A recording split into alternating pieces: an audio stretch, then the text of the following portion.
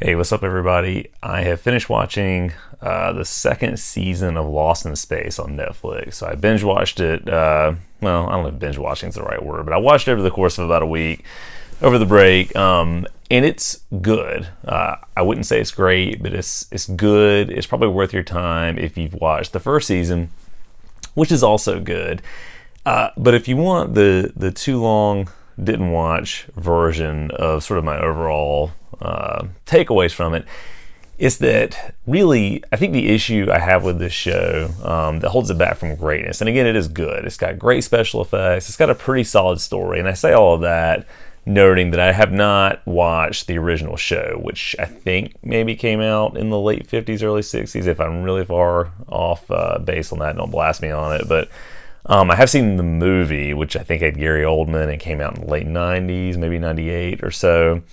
So I only really have experience, with the show form and what Netflix has offered. So the first season I thought was good, entertaining, but it felt like, and this really, it kind of goes back into what I was going to say about the second season.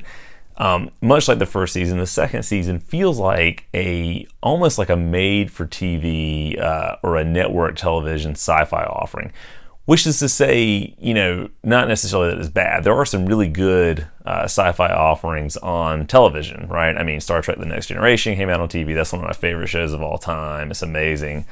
But it feels like there's no real danger. And that's kind of ironic, right? Given the trademark, danger, Will Robinson, danger. There's, no real danger.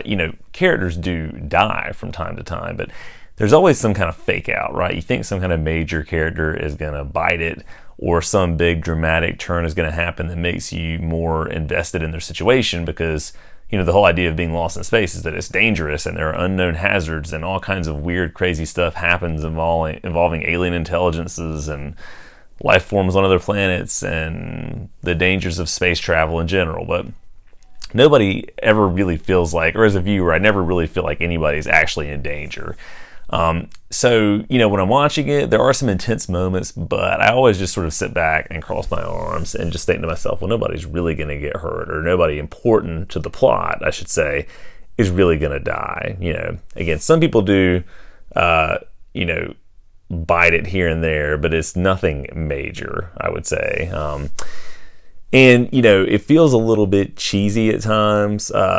A little bit of the dialogue is kind of over the top and sort of eye-roll inducing. But it does have great special effects. And the characters mostly are good. I think the Robinson family is cast really well. And it's a group of people and a family that you root for. You want to see them do well. One thing that I also think kind of holds the show back a little bit, and I'm ping-ponging a little bit here, is the Dr. Smith character. So I think the actress is Parker Posey, who plays Dr. Smith, even though technically she's not really Dr. Smith. She's assuming someone's identity.